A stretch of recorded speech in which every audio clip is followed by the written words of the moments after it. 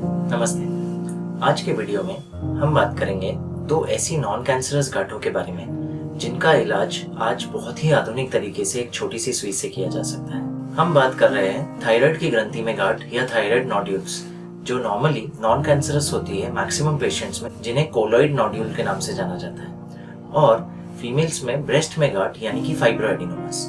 ये दोनों ही गांठ बहुत ज्यादा कॉमन है। थायराइड नोड्यूल्स जब सोनोग्राफी स्टडीज या ऑटोप्सी स्टडीज की जाती है तो 65 से 70% पेशेंट्स में भी पाई जाती है।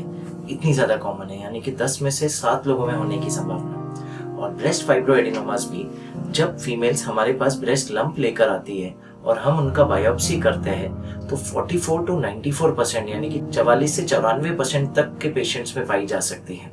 ये दोनों ही गांठें ऐसी है जिन्हें ट्रेडिशनल तरीका ट्रीट करने का सर्जरी है। ऑफ कोर्स इनमें से हर गांठ को ट्रीटमेंट की जरूरत नहीं है। ये दोनों क्योंकि नॉन कैंसरस बेनाइन है, बहुत ज्यादा रिस्क नहीं है मैलिग्नेंट कन्वर्जन या फैलने का, इसलिए इन्हें मैक्सिमम पेशेंट्स में छोड़ दिया जाता है और सिर्फ सोनोग्राफी द्वारा या टेस्ट द्वारा फॉलो अप किया रखा जाता है। लेकिन अगर ये गांठें परेशान करें, जैसे कि अगर थायराइड गांठ कॉस्मेटिक कंसर्न पैदा करे या एयर पाइप फूड पाइप पे जोर रखे जिसकी वजह से ब्रीदिंग में या खाना निकलने में दिक्कत आ रही है, या फिर बहुत ज्यादा थायराइड हार्मोन प्रोड्यूस करे जिसकी वजह से पेशेंट को थायराइड टॉक्सिकोसिस हो रहा है, तब इसका इलाज करना अनिवार्य हो जाता है। सेम तरीके से अगर ब्रेस्ट की गांठ बहुत ज्यादा कॉस्मेटिक कंसर्न रेज कर रही है या फिर पेन कॉज कर रही है, तब उसका इलाज करना भी अनिवार्य हो जाता है।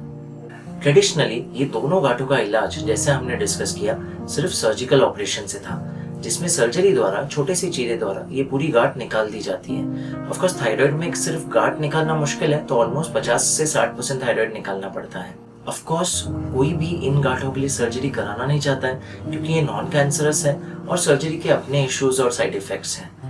पहला सबसे बड़ा कंसर्न कि पहले ही आपको कॉस्मेटिक कंसर्न है गले में लंप या ब्रेस्ट में लंप का, और सर्जरी के बाद फिर से एक स्कार आ जाएगा जो एक अलग कॉस्मेटिक कंसर्न पैदा करेगा, और हो सकता है वो स्कार आजीवन रहे।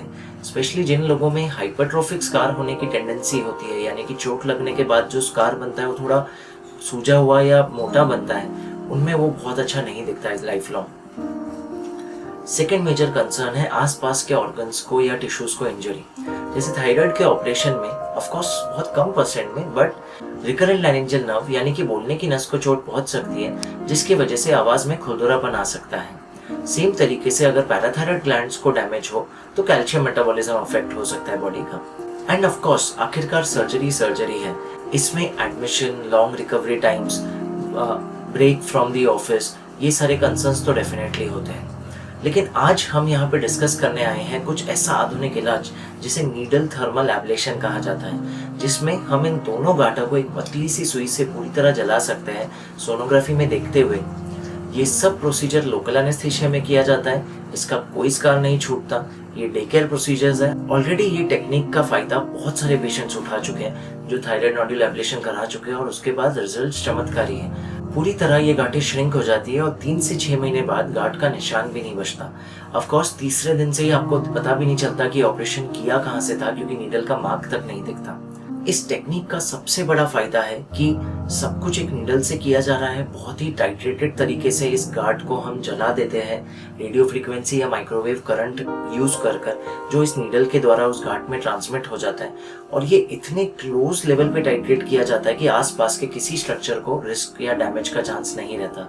इसलिए ऑलमोस्ट ये साइड इफेक्ट या कॉम्प्लिकेशन रिस्क फ्री है। सो यदि आपको या आपके किसी जानने वाले को थायराइड की ग्रंथि में गांठ है जिसका सोनोग्राफी एफएनएसी किया जा चुका है और आपको बताया गया है एंडोक्रिनोलॉजिस्ट द्वारा कि ये नॉन कैंसरस गांठ है, या फिर आपके किसी जानने वाले को ब्रेस्ट में गांठ है जो आपको बताया गया है कि फाइब्रोएडिनोमा या नॉन कैंसरस गांठ है, तो डेफिनेटली अपने नजदीकी इंटरवेंशन रेडियोलॉजिस्ट से मिलिए और थर्मल एब्लेशन ये ऑप्शन जरूर एक्सप्लोर कीजिए, जिसमें एक पतली सी सुई द्वारा लोकल एनेस्थीसिया से सुन करने के बाद एक थर्मल एब्लेशन एंटीना, चाहे रेडियो फ्रीक्वेंसी या माइक्रोवेव का, इस गांठ में पहुंचाया जा सकता है।